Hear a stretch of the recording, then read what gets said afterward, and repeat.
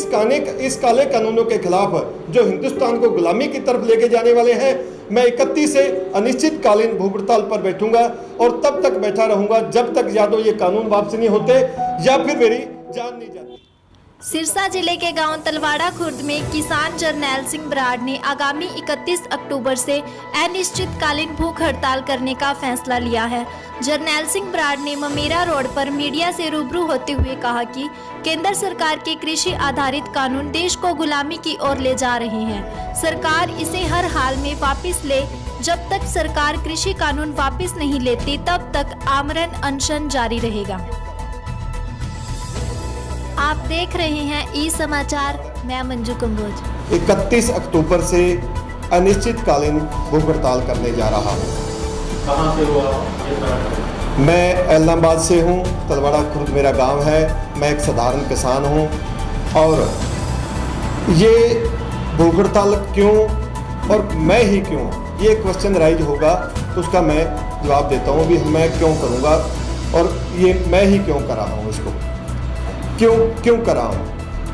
ये जो 3 अध्यादेश आए हैं, ये हमारे देश की पूरी अर्थव्यवस्था, पूरी की पूरी लाइन ऑफ लेंथ बदलने का काम करने वाले हैं। यहाँ इससे किसान तबाह होगा, यहाँ इससे मजदूर तबाह होगा, यहाँ इससे आड़तिये तबाह होंगे, यहाँ इससे साधारण दुकानदार तबाह होंगे। इसी के साथ साथ पूरा देश, जिसको आज़ाद करवाने के लिए हमने सदियों तक लाखों नहीं करोड़ों लोगों की शहीदियां देके हमने इसको याद करवाया, आज फिर इस देश को उसी लाइन पर लेके जाने की एक कवायद चल रही है। वो कवायद क्या है? ऐसे कानून आने से देश में जिस जागीरदारी प्रथा को हमने लाखों करोड़ों शहीदियों के बाद खत्म किया है, वही जागीरदारी प्रथा हिंदुस्तान में दोबारा डेवलप होने जा रही है इन कानूनों के बाद। और जिन कंपनियों के राज्यों को, जिन कंपनियों की गुलामी से छुटकारा पाने के लिए हमने लाखों करोड़ों शहीदियां दी, वही कंपनियां हिंदुस्तान पे फिर राज करने के लिए आमंत्रित की जा रही हैं। एक ईस्ट इंडिया कंपनी आई थी 1600 ईस्वी में।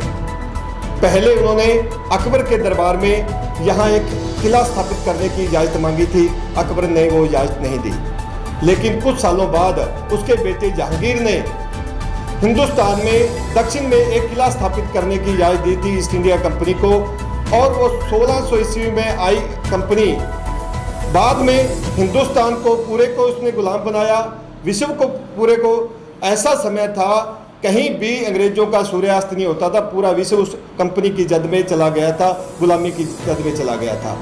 उस गुलामी को तोड़ने के लिए हमें 150 साल तक लड़ाई लड़नी पड़ी। हम 150 साल तक लाखों करोड़ों लोगों ने शहीदियां दी, लाखों करोड़ों लोगों ने कुर्बानियां दी। और उस जागीरदारी प्रथा को ख़त्म करने के लिए भी लाखों करोड़ों लोगों ने शहीदियां और कुर्बानियां दी। उस व्यवस्था को जिस व्यवस्था को हमने बड़ी मुश्किल से ख़त्म किया है, लाखों करोड़ों शहीदियां दे के ख़त्म किया है, उस व्यवस्था को हम दोबारा इस देश में डेवलप नहीं होने देना चाहते। हम उस व्यवस्था को इस देश में डेवलप नहीं होने देंगे। इसके लिए चाहे हमें अपनी जान, अपनी कुर्बानी ही क्यों ना देनी पड़े। इसी बात को लेके कि कल वाला इतिहास आज हम देखते हैं, जहांगीर ने गलती की थी ईस्ट इंडिया कंपनी को दुर्ग बनाने का न्योता देकर, उनको परमिशन देकर। आज हम इनको यदि कुर्बानी, इसको ये कंपनियां लाने की, ये जगीरें स्थापित करने की परमिशन देते हैं, तो आज हम भी उन लोगों में शामिल हो जाएंगे भी हमने इसका विरोध नहीं किया।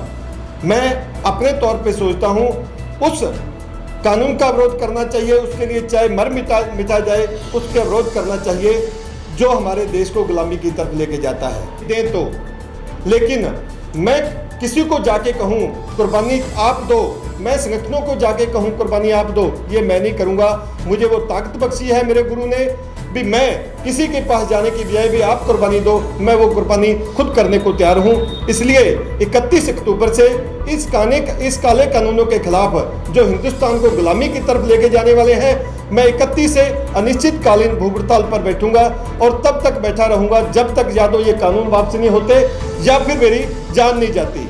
और यदि मेरी जान चली जाती है या मुझे मेरा कोई नुकसान होता है, तो मेरे बाद मेरा मित्र भीमसेन साईं इसने भी ये प्रण लिया है कि बराड़ यदि चला जाता है तो इस धरने को, इस विरोध को तब तक हम जारी रखेंगे जब तक ये काले कानून वापसी नहीं होते।